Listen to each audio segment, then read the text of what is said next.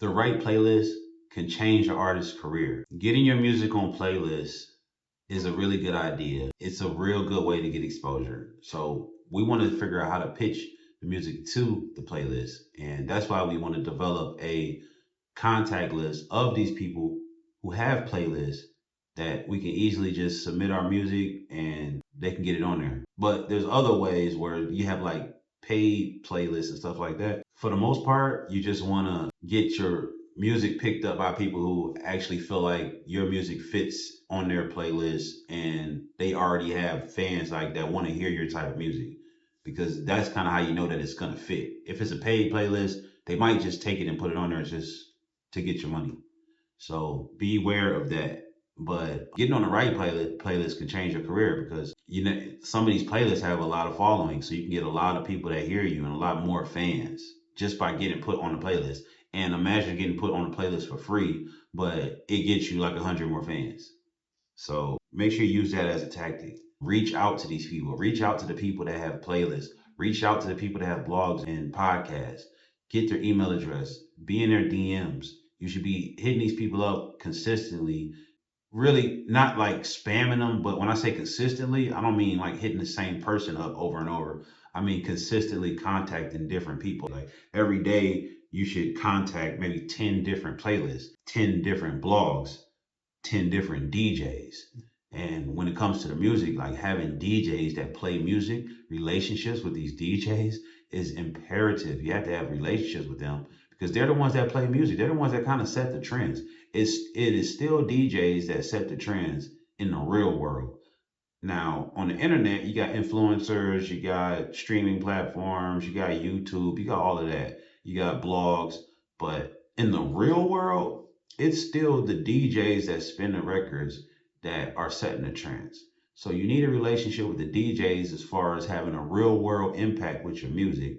And then as well, you need relationships with these influencers, these podcasters, like you need these streamers, you need relationships with them as well. So that's the network of like people that you need relationships with, or you need their contact, you need their submission information. So when you do drop, that's the work that you're doing. That's the work in the publishing that you're doing. You're submitting to all these places to see who you can get, where you can get placed. But also, there's a lot of paid opportunities, and some paid opportunities are legit. So you could pay a small fee and they will feature you on their site. And those are ways to really change your career too. And that could change your career as well. So don't be afraid to invest in the platforms that will post you and put you in front of a lot more people. And this is another aspect of like part of the budgeting. So we talked about social media ads and influencer campaigns. And now this is another part of the budget. This is kind of like the public relations side of like getting your music to people and platforms and places that can get you more exposure. So you can kind of control what you're doing with social media ads, but you kind of got to have some type of relationship, even if it's just having their contact info and submission info. But you need that too on that side when it comes to media playlists and getting more exposure. So that's you want the DJs, you want the playlists, you want the podcasters, the streamers, and then also the blogs. You want to have a contact list of all these people and their email address and the directions for how you submit things to them. So the key takeaways from this week, I want you to really focus on different ways to get exposure and really develop your contact list, because that's going to be your tool, because every time you drop music, you'll be sending it to these contacts. So develop that contact list.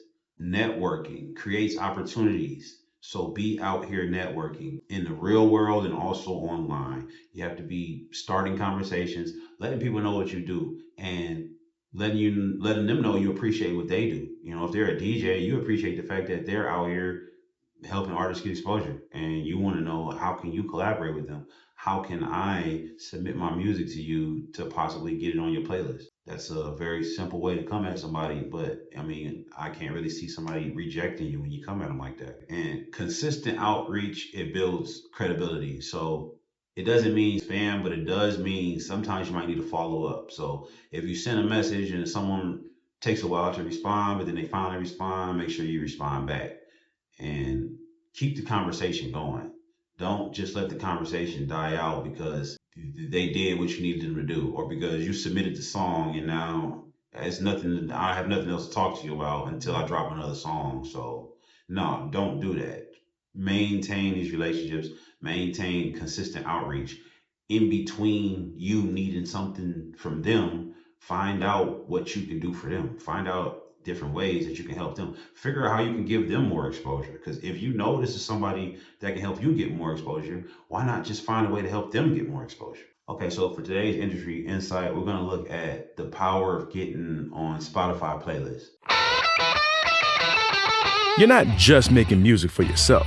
You're making music because you want to get heard, which means you want to get on playlists. Here's X from here at Spotify. What's up, everybody? About to drop that knowledge. Let's do it. There are billions of discoveries happening every month in our service, and over half of them come from our programming.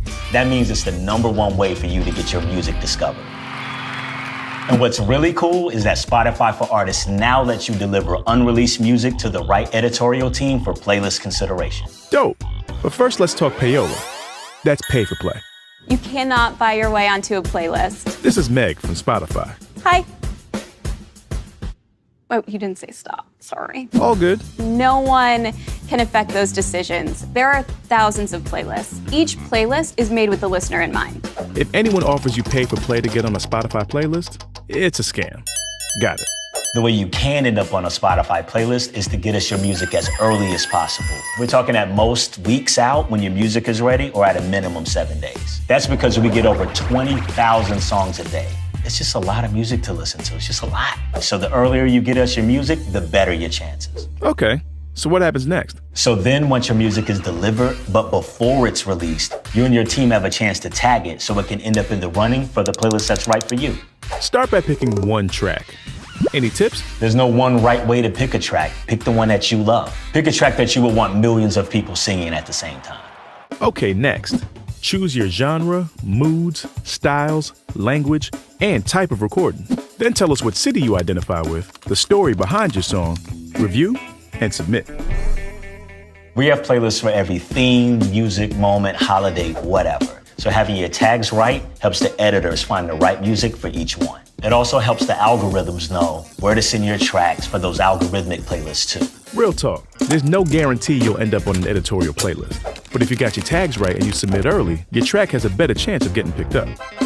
One thing is for sure, the algorithms are designed to automatically deliver your music to your followers the week it comes out. And once you're on a playlist, don't sleep on sharing. Soul pop singer Amber Marks got that sharing down. So when my tracks are featured on, any Spotify playlist, especially when it's a big one, I tend to go through social media. I'm huge on Instagram. The first time it was ever featured on a playlist, I was like, oh my God. On the phone calling literally everyone.